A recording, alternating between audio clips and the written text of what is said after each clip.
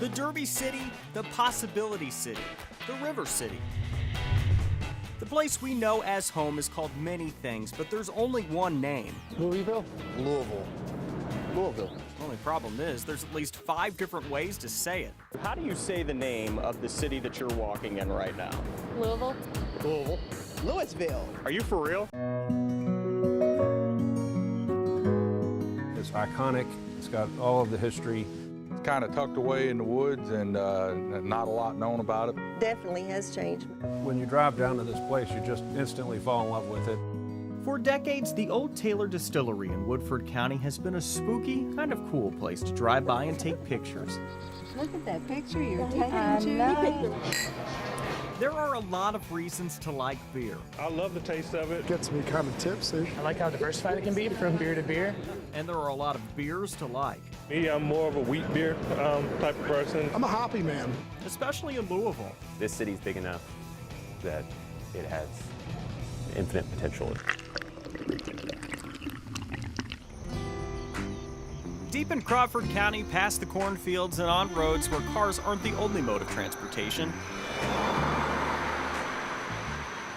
there's an intersection back in the woods where if you don't look up, you could miss what people here say has become a southern Indiana attraction. There's a lot of people that stops here. Is part of this park too? It's called Shoe Tree.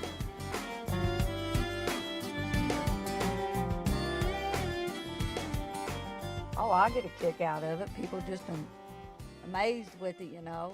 So should we go on a bluegrass hunt? Let's do it. We got in the WDRB mobile. We gotta set the mood.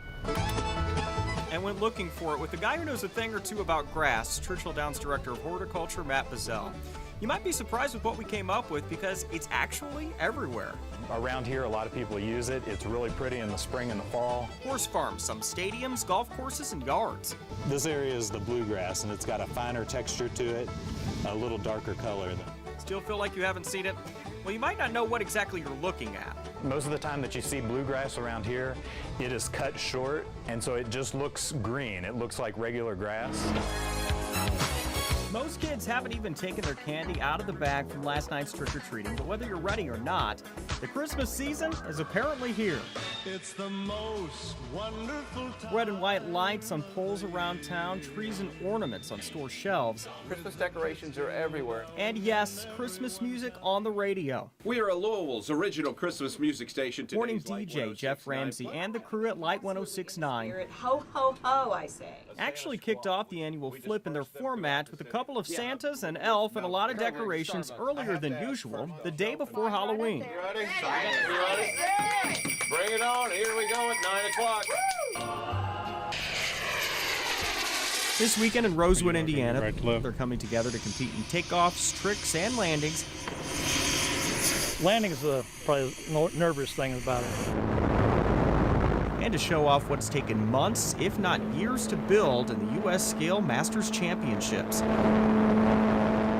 And will be judged for markings, color, and outline. Then they do 5 flights.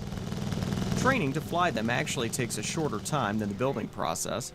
You know, they say this takes years of experience, but look at these tricks I already have down.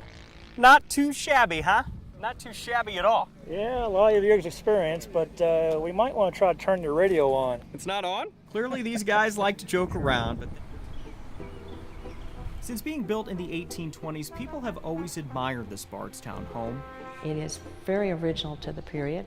Because of the classic Georgian style, the spiral staircase, the tales of the 3 governors that have lived here. There was a lot of Kentucky history here. Since 2008, the interest in Wickland has come from a much different place, the unknown. When I got to my late teens is when we actually started seeing people, dead people. Meet Katie Wilhite. She's a modern-day medium, a 25-year-old who says she and her twin sister have and continue to connect with the people who called Wickland home. If they're there, there's a reason that they're there, and they're not going to leave until they tell you, what's bothering them. We have before is less solid. He's from a part of the world where some of the best artists to walk the earth have called home. These past few weeks, Italian glassblower Lino Tagliapetra has been at Center College in Danville. I like it the country. I like the people. And it's a big deal for art students around the state. He is the best glass blower in the world. Maybe the #1 glass artist ever. Lino picked up the skill in Italy glass factories beginning at the age of 11. Now he's 80. It's no secret that smoking is bad for you. We get that.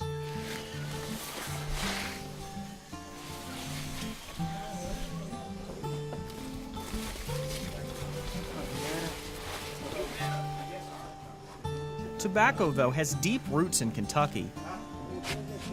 We have several foggy mornings. We have several hot, dry, sunny afternoons. It's pretty much perfect for the crop to grow and thrive in the bluegrass state. Okay. That's why so many have done it over the years. While the plant has grown our economy, as of late, it's seen harder times too. I was raised on a tobacco farm. Come back. Down the hill a little bit. Back in. Russell and Brian Young have been through a lot of it. It's in our blood and it's something we do and we're good at it. On the day we were aboard, things got busy. It began with a call about a woman whose condition required her to be flown from the Madison, Indiana hospital to Louisville.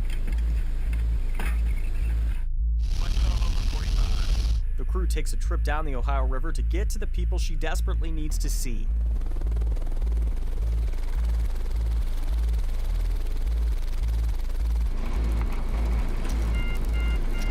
This run may be complete, but the day is far from over. 1 minute after 2 miles. 2 minutes after takeoff, a call about a rollover wreck on Millers Branch Road in Trimble County comes in. Kentucky State Police say the driver fell asleep, hit a guardrail, and the car started rolling. The scene looks bad, and the victim needs medical attention quick. The Air Methods crew finds the scene, circles it, I'm going to aim for the intersection. and finds a spot to land. Cleared all trees. Coming down. Their medical gloves go on mid-air.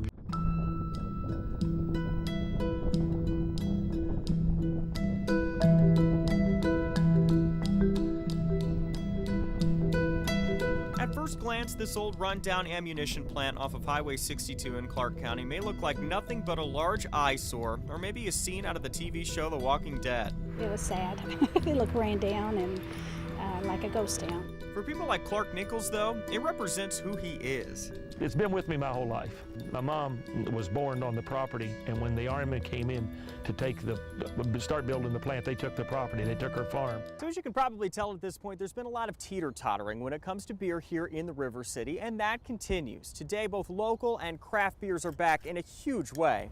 Business owners are flocking to pour money into Louisville beer. It's taken on a life of its own. You'll have your 2 bonus beers. The Genetic Cul-de-sac is going to be here. That's because the drinks are racking up cash for restaurants like BBC and Against the Grain. The word craft definitely came into play. And at liquor stores like Old Town and Bardstown. And so the people that usually come in here that are in the know are already prepared and just know the release dates of stuff.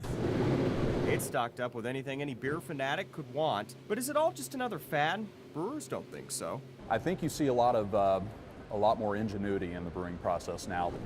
Joe Lay's Antiques in Nulu has become a must-see in Louisville, from locals to celebrities to out-of-towners. I was like, why would you have to come to Louisville, Kentucky to look for something with all this other stuff around? A lot of people find this spot that has everything from the unique to the strange fascinating. It's cool, it's old stuff, it's stuff that's got character. Where would you buy that nowadays other than here? And you may be thinking to yourself, hey, I've been to an antique shop before that's pretty big, but I can assure you, you've never been to one that's this huge. Each room is packed to the brim with just about anything you could think of. And just when you think you've seen it all, there's another room or another floor that you didn't even know about. That's 4 to 5 acres of stuff on 4 floors. I said, well, I'll never fill this thing up. Well, I must have lied because it's definitely full.